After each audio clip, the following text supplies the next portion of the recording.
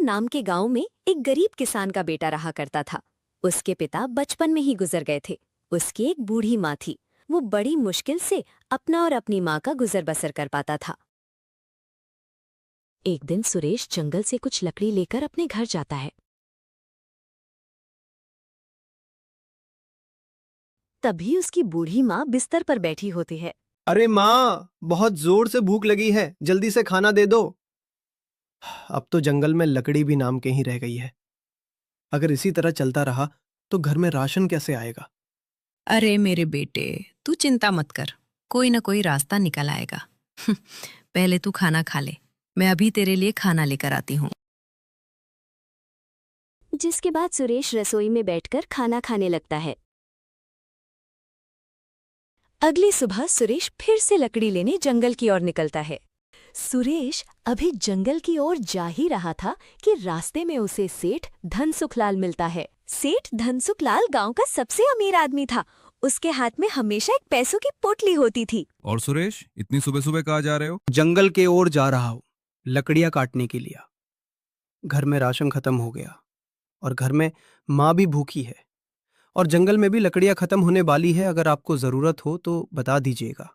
ठीक है, जब जा ही रहे हो तो 2-4 गट्ठर लकड़ियां मेरी घर पर भी पहुंचा देना। जी सेठ जी, मैं आपके घर लकड़ियाँ पहुंचा दूंगा। इसके बाद सुरेश लकड़ी काटने जंगल की ओर चला जाता।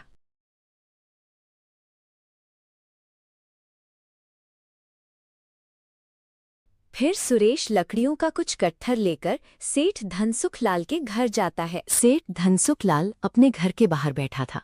तभी वहां सुरेश लकड़ियां लेकर आता है। अरे सुरेश, आ गए, यहाँ पे लकड़ी रख दो। अरे सुरेश, मैं अभी आ ही रहा था तो सुना कि तू 10वीं कक्षा में फेल हो गया है। हाँ सेठ जी, मेरे पिताजी के जाने के बाद पूरे घर की जिम्मेदारी मेरे ऊपर आ गई है। तो अब मैं पढ़ाई करूं या पैसा कमाऊं? हाँ, ये बात भी सही है। सेठ जी, आप तो जानते हैं कि जंगल में लकड़ी खत्म होने वाली है और घर में राशन लाने तक के पैसे नहीं हैं। तो क्या आप मुझे कुछ पैसे उधार दे सकते हैं? ठीक है, लेकिन ब्याज भी लगेगा, तो तुमको ब्याज के साथ पैसा वापस करना होगा। ठीक है सेठ जी, आप मुझे पैसे दे दीजिए, मैं आपको ब्याज के साथ पैसा वापस कर दूंगा। हाँ, समय पर पैसा दे देना, वरना तुम तो जानते ही हो, जो मेरा पैसा समय पे वापस नहीं करता उसका हड्डी पसली एक कर देता हूं मैं। जी सेठ जी, मैं आपको पैसा समय पर दे दूंगा। फिर सुरेश अपना घर चला जाता है। फिर सुरेश अपनी माँ को पूरी बात बताता है। अरे मेरे लाल, तुझे पैसे उधार लेने की क्या जरूरत थी? अगर पैसे चाहिए थे तो मेरा गहना गिरवी रख देता। अगर मैं उधार नहीं लेता तो घर में राशन कैसे आता? तेरे पिता जिंदा होते तो ये दिन नहीं आता। वो इस गांव के सबसे अच्छे समोसे बनाते थे। लोग तो दूर दूर से उनके हाथ के बने समोसे खाने आते थे। क्या पिताजी इतने अच्छे समोसे बनाते थे? हाँ, उनके हाथों में तो जैसे जादू था। जैसे ही वो समोसे बनते थे, उनके पास लोगों के भीड़ लग जाती थी। एक काम कर, तू भी समोसे बनाकर बेच। ये जो पैसा है उसका तू समोसे बनाने का सामान ले आ। लेकिन माँ, फिर घर का राशन कैसे आएगा? तू वो सब छोड़, तू बस समोसे बनाने का सामान लेकर आ। ठीक है माँ, जब तुमने फैसला कर ही लिया है तो मैं आज ही सामान ले आता हूँ और कल से समोसे बनाकर बेचूंगा। फिर सूरज बाजार की ओर चला जाता है। वहां पहुंचकर वो समोसा बनाने का कुछ सामान ले लेता है।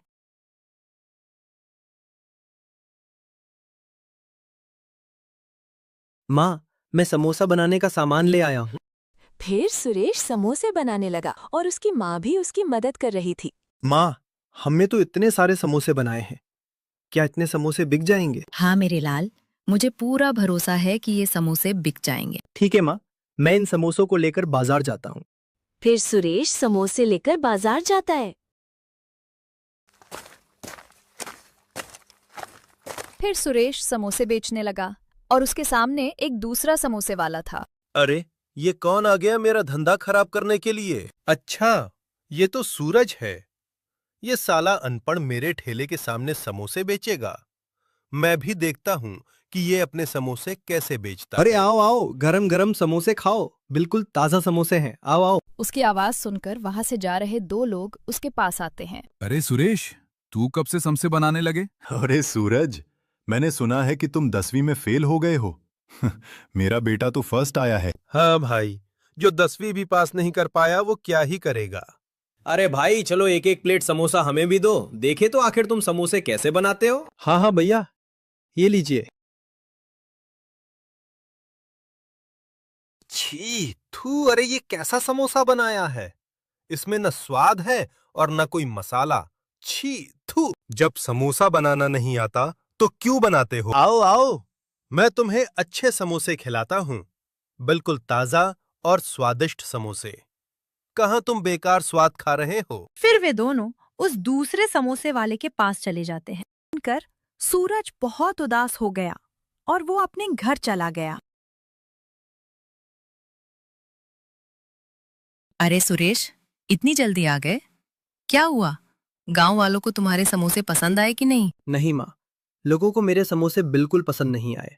वे बोलते हैं कि समोसे बिल्कुल बेकार हैं। उदास मत हो बेटा, मेहनत कभी बेकार नहीं जाती। मुझे उस भगवान पर पूरा भरोसा है। वो एक रास्ता बंद करता है तो 100 रास्ते खोलता भी है। अगली सुबह सूरज फिर अपनी टोकरी सजाकर बाजार की ओर निकल पड़ा। लेकिन किस्मत को कुछ और ही मंजूर। सामने वाली दुकान पर लोगों की भीड़ लगी थी और यहाँ सूरज की दुकान पर सिर्फ सन्नाटा था। पूरा दिन बीत चुका था और अब रात होने वाली थी, लेकिन अब तक एक भी आदमी उसका समोसा खाने नहीं आया था। फिर सुरेश खाली हाथ अपने घर की ओर चल देता है। जब सुरेश अपने घर पहुंचा तो उसका उतरा हुआ चेहरा देखकर उसकी माँ समझ गई कि आज भी समोसा नहीं बिका है। क्या हुआ सुरेश, आज भी तेरे समोसे नहीं बिके क्या? हाँ माँ, आज भी एक समोसा नहीं बिका। उदास मत हो सुरेश, भगवान हमारी मदद कभी न कभी जरूर करेगा। अगली सुबह होते ही सेठ अपने गुंडों के साथ आता हुआ दिखाई दिया। ओ सूरज, अंदर दुबक के क्या बैठा है? बाहर निकल।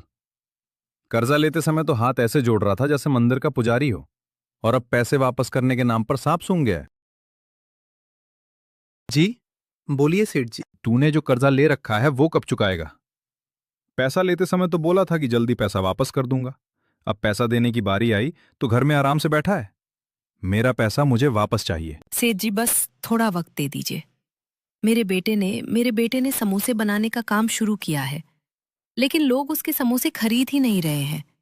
हमारे पास जैसे ही पैसे आ जाएंगे हम आपकी उधारी चुका देंगे। तुम्हारा व्यापार अच्छा नहीं चल रहा तो मैं क्या करूं माँ जी? जब पैसा वापस नहीं कर सकते तो उधारी लेते क्यों हो? और मेरी बात कान खोलकर सुन लो सुरेश, अगर अगले हफ्ते तक ब्याज समेत पैसा नहीं पहुंचा तो तेरे हाथ पैर तोड़ दूंगा। माँ, हम इतना जल्दी पैसा कहाँ से लाएंगे? तू चिंता मत कर सुरेश, भगवान कोई ना कोई रास्ता जरूर निकालेंगे। सुरेश अभी बाजार जा ही रहा था कि तभी उसे रास्ते में एक भिखारी दिखा। बेटा, ओ बेटा, जरा रुकना। क्या कुछ खाने को मिलेगा? 3 दिन से पेट में अन्न का एक दाना नहीं गया है। कुछ खाने को दे दो। सुरेश ने अपनी समोसे की टोकरी नीचे रख दी। बाबा, मैं खुद एक मुसीबत में फंसा हूं। समोसे बिक नहीं रहे और ये समोसे भी कल के हैं।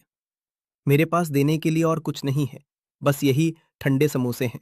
बेटा, भूखे के लिए सूखी रोटी भी 56 भोग जैसी होती है। दे दो, कुछ समोसे ही खाने को दे दो। भगवान तुम्हारा भला करेगा। भिखारी के समोसा खाने के बाद धन्यवाद बेटा, तेरा दिया हुआ ये खाना आज मेरे लिए अमृत बन गया। बहुतों से मांगा पर सबने दुत्कार दिया। तुम खुद मुसीबत में होकर भी तुमने मेरी मदद की है। भगवान तुझे बहुत तरक्की दे। तरक्की? बाबा, लगता है भगवान तो मुझसे रूठ ही गए हैं। मेहनत बहुत करता हूं पर किस्मत हमेशा मुंह फेर लेती है। आज हालत ये है कि सिर पर कर्ज है और घर बिकने की नौबत आ गई है। कभी कभी अंधेरा इसलिए ज्यादा होता है क्योंकि सवेरा बहुत बड़ा होने वाला होता है। तूने एक भूखे को खाना दिया है, अब मैं तुझे खाली हाथ नहीं जाने दूंगा। ये कोई मामूली मसाला नहीं है। मैं इसे मीलों दूर नीलम पर्वत की गुफाओं से लेकर आया हूं। ये दुर्लभ जड़ी बूटियों से बना वो राज है जो मुर्दे में भी जान डाल दे। मसाला? पर बाबा, मैं इसका क्या करूंगा? तो बस एक चुटकी मसाला समोसे में मिला देना। फिर देखना, जो इंसान एक बार तेरा समोसा चखेगा वो दुनिया के सारे स्वाद भूल जाएगा। फिर सुरेश अपनी टोकरी उठाता है और बाजार की ओर निकल पड़ा। फिर सुरेश बाजार पहुंचकर और उस मसाला को मिला देता। शाम हो गई थी, लेकिन अभी तक एक भी आदमी सुरेश एक समोसा खाने नहीं आया था। सब सामने वाले समोसे वाले के पास जा रहे थे। आज फिर सुरेश खाली हाथ घर की ओर चल दिया। घर पहुंचकर उसने अपनी माँ को पूरी बात बताई। माँ, मेरी किस्मत ही खराब है। मसाला इतना लाजवाब है कि खुशबू से ही भूख लग जाए, पर कोई मेरा समोसा चखने को तैयार ही नहीं। सब उस सामने वाले लाला राम के पास जाते हैं, जबकि वो सड़ा हुआ तेल और घटिया मसाले इस्तेमाल करता है। बेटा, हिम्मत मत हार। बाजार में नाम बनाने में वक्त लगता है। तू चिंता मत कर, कोई ना कोई रास्ता जरूर निकलेगा। क्या रास्ता निकलेगा माँ? मैं तो किसी काम का नहीं हूं। पढ़ाई में भी 10वीं फेल रहा और अब समोसे बनाना भी नहीं आता। शायद मेरी मेहनत में ही कोई कमी है। तभी सुरेश के माँ को एक तरकीब आता है। सुरेश, एक तरकीब है मेरे पास। अगर तू वो करेगा तो लोग खुद खींचे चले आएंगे तुम्हारे पास। कैसी तरकीब माँ? देख बेटा, आज का जमाना विज्ञापन का है। लोग तेरे पास तभी आएगा जब तू कुछ अलग करेगा। तू कल एक ठेला लेकर आ, उस पर एक बड़ा सा बोर्ड लगा और उस पर लिख 10वीं फेल समोसे वाला। लोग जब ये अनोखा नाम देखेंगे तो तेरे पास जरूर आएंगे। तरकीब तो बहुत अच्छी है माँ, लेकिन समस्या ये है कि समोसे बनाने का सारा सामान खत्म हो गया है। न मेरे पास ठेला लेने के पैसे हैं और न ही नया सामान लाने के। तू चिंता क्यों करता है बेटा? मेरे गहने गिरवी रख दे और अपना समोसे बनाने के सामान ले आ। नहीं माँ, ये तेरी आखिरी निशानी है। मैं इन्हें गिरवी नहीं रख सकता। मैं कुछ और कर लूंगा, पर इन्हें नहीं गिरवी रखूंगा। पगले, गहने तो फिर बन जाएंगे, लेकिन तेरा हौसला टूट गया तो वो कभी वापस नहीं आएगा। ये माँ का आशीर्वाद है, इसे मना मत कर। जब तू सफल हो जाए तो इन्हें छुड़ा लेना। फिर सुरेश की माँ सुरेश को गहनों की पोटली देती है। फिर सुरेश अपनी माँ के गहने लेकर सेठ के घर चला जाता है। अरे सुरेश, तुम यहाँ? पैसा का इंतजाम हो गया क्या? नहीं सेठ जी, मैं अपने माँ के गहने गिरवी रखने आया हूँ। मुझे थोड़े और पैसा की जरूरत है। देख सूरज, तूने पहले भी मुझसे कर्जा लिया था जो तू अभी तक नहीं चुका पाया है। अब तू फिर कर्जा लेने आया है। याद रख, अगर 7 दिन के अंदर तूने मेरा सारा पैसा ब्याज समेत वापस नहीं किया तो तेरा घर और तुम्हारी माँ के गहने दोनों बेच दूंगा, और साथ ही साथ हाथ पैर भी तोड़ दूंगा, वो अलग। सुरेश के पास कोई चारा नहीं था, उसने हाँ कर दी। ठीक है सेठ जी, मुझे मंजूर है। आप बस पैसे दे दीजिए। फिर सुरेश गहने सेठ को दे देता है और पैसे लेकर बाजार चला जाता है। बाजार से समोसा बनाने का सामान और एक ठेला लेकर अपने घर चला जाता है। माँ, मैं समोसा बनाने का सामान और ठेला दोनों ले आया है। चल, पहले हम समोसा बनाते, फिर मैं समोसा बेचने जाऊंगा। फिर सुरेश और उसकी माँ समोसा बनाने लगते हैं। समोसा बन जाने के बाद सुरेश उस समोसे को ठेले पर रखकर बाजार चला जाता है।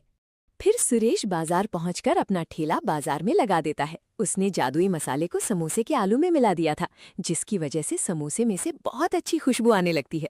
वो खुशबू पूरे बाजार में फैल जाती है। उसके सामने जो समोसे वाला था, जिसके पास भीड़ थी, अरे वाह भाई, क्या सुगंध है!